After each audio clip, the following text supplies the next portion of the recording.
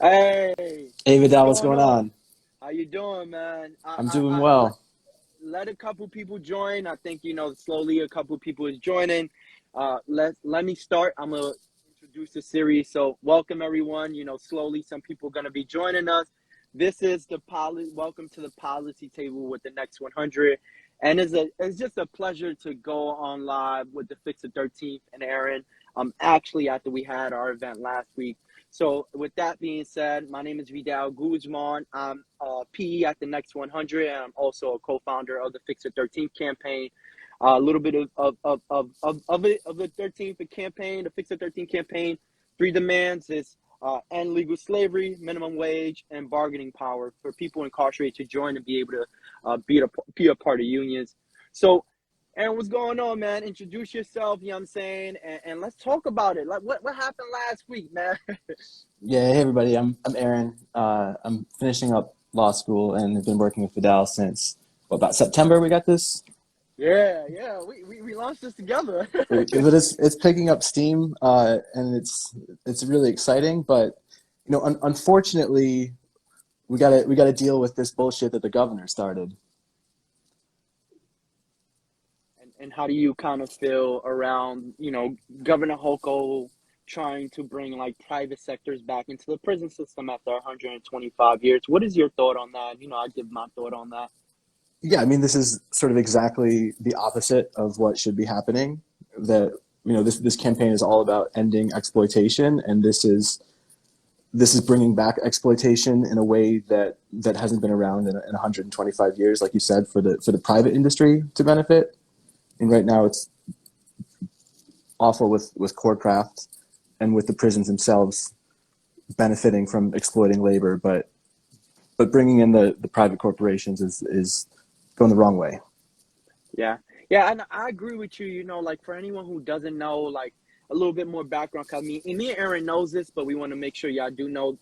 125 years ago, it's called convict leasing, where they had former enslaved or kids of former enslaved people put back into, getting cheap labor from them to build back the South after the Civil War. After 660,000 people died of the Civil War, some who still wanted to keep slavery happen, and others who wanted to abolish slavery.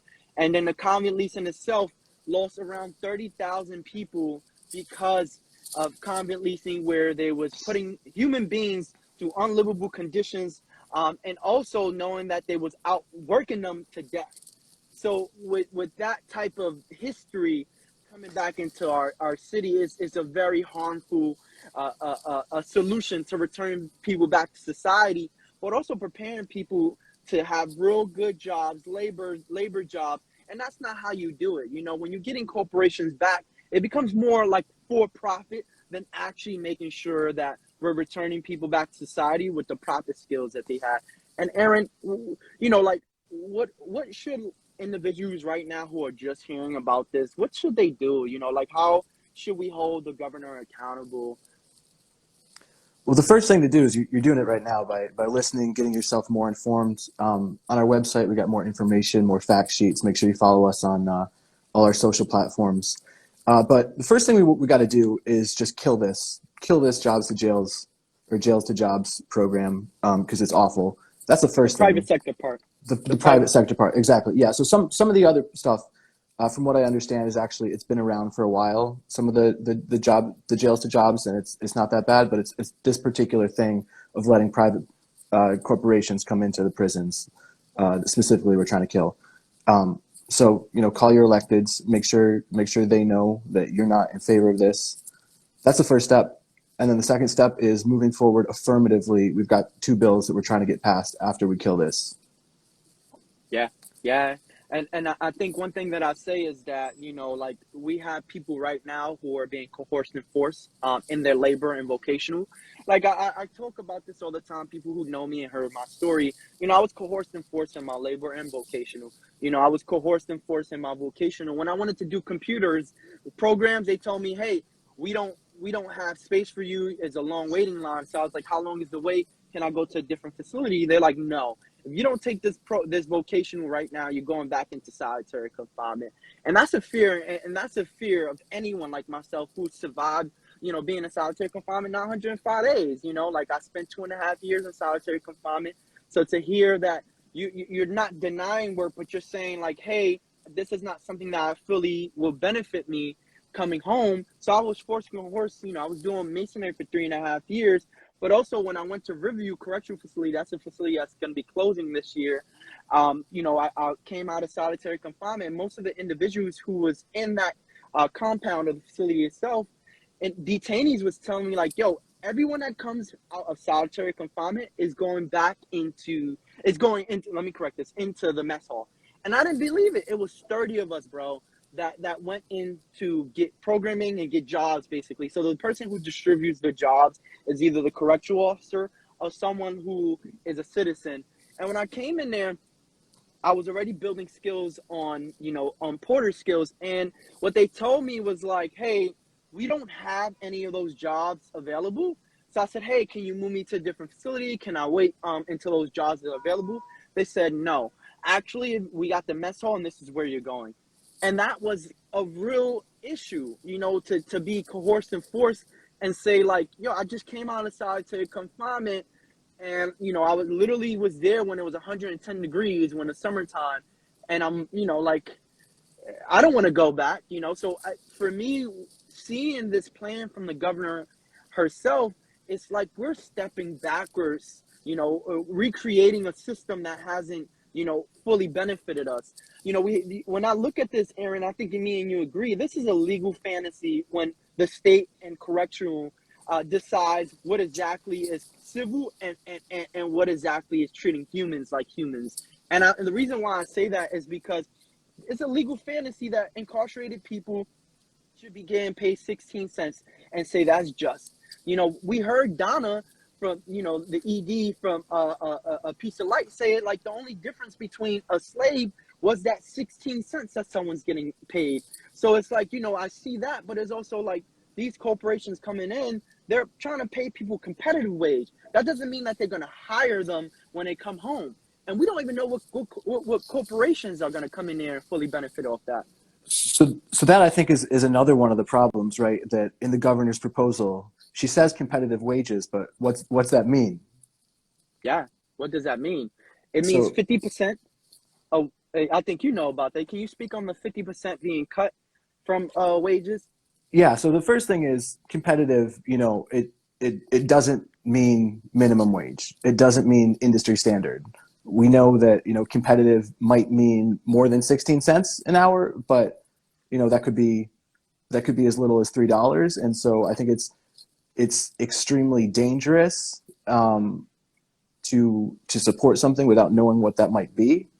And it's just also it's sketchy for there not to be specifics, right? For them to say that they're going to do this program and do something with competitive, and that's open to interpretation, and there's no assurances, and that's a problem. But then the other thing is that 50% of that can be garnished by the state for whatever fees, whatever expenses, that's entirely outside of the control of people doing the labor. It wouldn't be up to them whatsoever. They get that paycheck, and there's things deducted from it automatically without any consent whatsoever.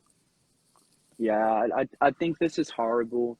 This is pushing our city, our state, our city backwards.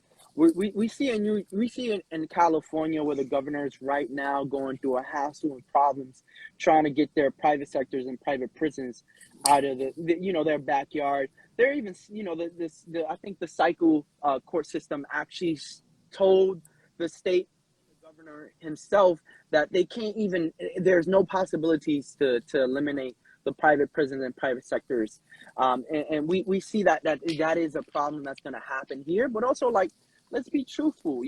Around the country, everyone is saying this. Like, all directly impacted and members and organizations is like, this is happening in New York, and they're talking the Fix It 13 campaign and saying, stop this, stop this. Do not let corporations come back into the facility, because if this does happen, the governor has to do something illegal. They have to do a constitutional amendment to actually amend and to get private sectors back into the prison system. So, this is for any New Yorker who is like really watching this, call the governor, call your elected officials. Because if you check on our website, like Aaron has said, we we already have bills that are trying to do two things: do a correctional law amendment, right, to eliminate the slavery of our correctional law, and then on top of that, we have a bill that we support that is actually ending coercive force, because we know that New York has a 41% a residual rate, so we got to ask ourselves, how many of those 41% of individual was coerced and forced in the labor and vocational? So we got 2 minutes. Let me see if people have some type of questions as it is, Aaron. This is like, again, this is our, like, our welcome to the policy table, 15 minutes where everyone can join and can have that conversation with us briefly. So you want to, like, say some more things, Aaron, as we're like, maybe see if we have some questions and try to kind of close out and stuff like that. Yeah, so I just want to say that that's something that I learned from you, what force and coerce really meant. Because, I know in 5 states, they're still actually sentencing people to hard labor. In, I want to say Texas, Oklahoma, Georgia,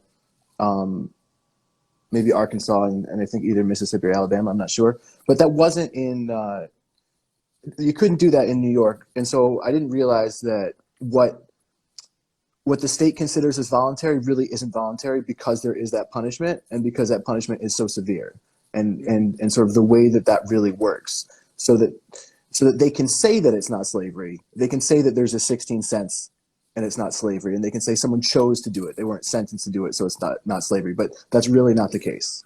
Mm-hmm. Mm-hmm. Yeah, and so I think we all agree with you, bro, and I think we all have to do our duty no matter what work we're in, to really, really, hold our governor accountable. And this is, we are in a time right now, Aaron, I think we can end this like this, that our governor is rolling back on not just, rolling back on raise the age, all the Khalif law, speedy trial, discovery law, and bail reform. So our city and our state is really going backwards. And hopefully, someone in the governor, someone who calls the governor, gets to ask them, what exactly what are you doing? So I think the next thing for the campaign is like, we can't say too much, but we'll say that our goal is to stop the governor's convict leasing 2.0 from happening. So because it would have to be an amendment that would have to pass, I think there's sort of 2 ways to think about that, right? And one is that the governor thinks it's so important to do that she's trying to change our Constitution. And that's sort of the negative way to think about it.